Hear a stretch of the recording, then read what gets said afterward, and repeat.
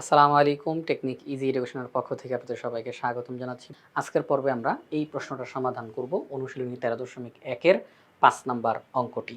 এখানে আমাদের প্রশ্নে বলা হয়েছে 2 -5 -12 -19 ডট ডট ডট এই যে একটা ধারা, এই ধারাটির সাধারণ অন্তর এবং 12তম পদ নির্ণয় করো।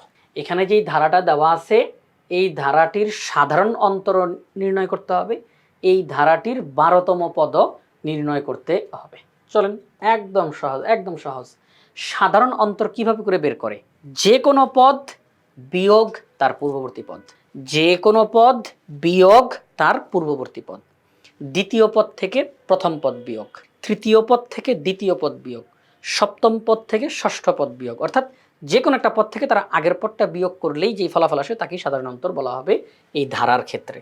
তাহলে এই ধারাটার আমরা দেখতেছি প্রথম পদ হচ্ছে 2, দ্বিতীয় পদ -5, তৃতীয় পদ -12, চতুর্থ পদ -19।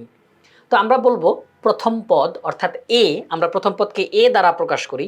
প্রথম পদ হলো 2, দ্বিতীয় পদ -5। তাহলে সাধারণ অন্তর যে বের করব, দ্বিতীয় পদ থেকে প্রথম পদ বিয়োগ করব, দ্বিতীয় পদ -5, তাহলে -5 থেকে বিয়োগ করব কাকে? প্রথম পদকে। তাহলে -5 -2, ঠিক আছে। আচ্ছা, তাহলে আমরা এখানে লিখলাম ধারাটির প্রথম পদ a = 2। আচ্ছা, সাধারণ অন্তর ডি, আমরা সাধারণ অন্তরকে ডি দ্বারা প্রকাশ করে থাকি। সাধারণ অন্তর ডি এটা কিভাবে নির্ণয় করব? দ্বিতীয় পদ মাইনাস প্রথম পদ। দেখেন প্রথম পদ কিন্তু ধনাত্মকই ছিল 2, প্রথম পদ ধনাত্মকই ছিল 2, কিন্তু আমাকে তো মাইনাস করতে হবে। তাহলে প্রথম পদ বিয়োগ চিহ্ন, এটা হচ্ছে সূত্রের, এই মাইনাসটা হচ্ছে সূত্রের, দ্বিতীয় পদ বিয়োগ প্রথম পদ। আচ্ছা, তাহলে কত হয়? -7। তাহলে আমরা বলতে পারি সাধারণ অন্তর হলো -7। তাহলে আমরা সাধারণ অন্তরটা নির্ণয় করে ফেললাম। তাহলে এখন আমরা বলতে পারি যেহেতু সাধারণ অন্তর আমরা পেলাম, কোনো একটা ধারার যদি সাধারণ অন্তর পাওয়া যায় তাহলে ওই ধারাটা হচ্ছে সমান্তর ধারা। কারণ সমান্তর ধারা কাকে বলে? যেই ধারাতে পদগুলোর মধ্যে অন্তর সমান, অন্তর পার্থক্য সমান। তাহলে সাধারণ অন্তর মানে এই অন্তরটা সবার মধ্যে আছে। এই ধারাটা, যেই ধারাটা প্রশ্নে দেওয়া, এই ধারাতে যে কোনো পদ এবং তার পূর্ববর্তী পদ বিয়োগফল -7ই হবে। তাহলে অন্তরটা সবার ক্ষেত্রে সমান হবে। তাহলে এই ধারাটা হচ্ছে সমান্তর ধারা।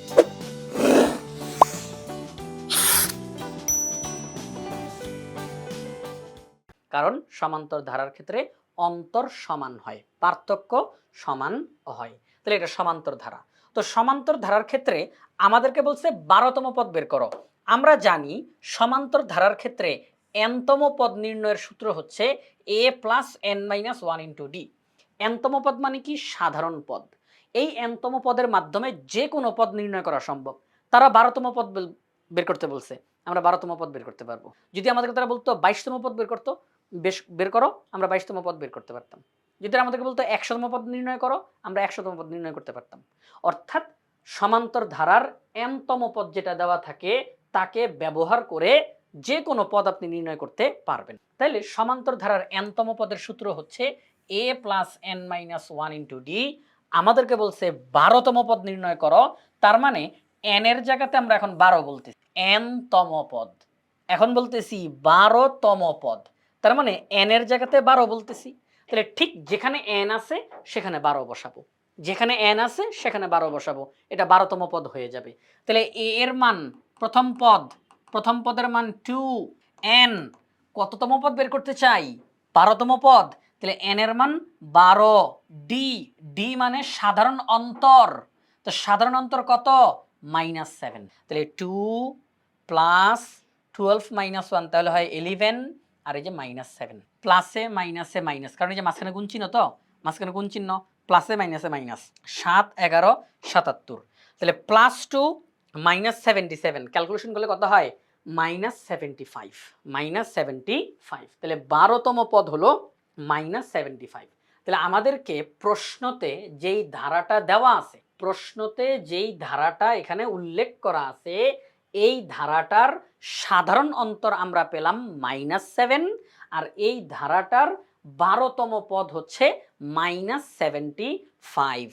তাহলে এই জিনিসটাই আমরা এখন এখানে লিখে দিব। এই যে একদম শেষে এসে আমরা অ্যান্সারের লাইন হিসেবে এটা লিখে দিব যে ধারাটির সাধারণ অন্তর -7 এবং 12তম পদ -75। শেষ। এটাই হচ্ছে আমাদের এই অঙ্কের ফলাফল। তো প্রিয় শিক্ষার্থীরা, এই যে আমরা অঙ্কটা সমাধান করলাম, এটা বাংলাদেশের সর্বপ্রথম পূর্ণাঙ্গ ডিজিটাল সহায়ক বই ইজি ম্যাথ বই থেকে সমাধান করলাম।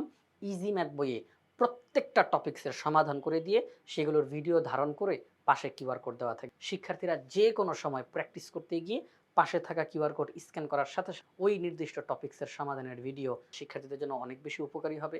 তাই আশা করব আপনারা ইজি ম্যাথ বইটি সংগ্রহ করে ফেলবেন।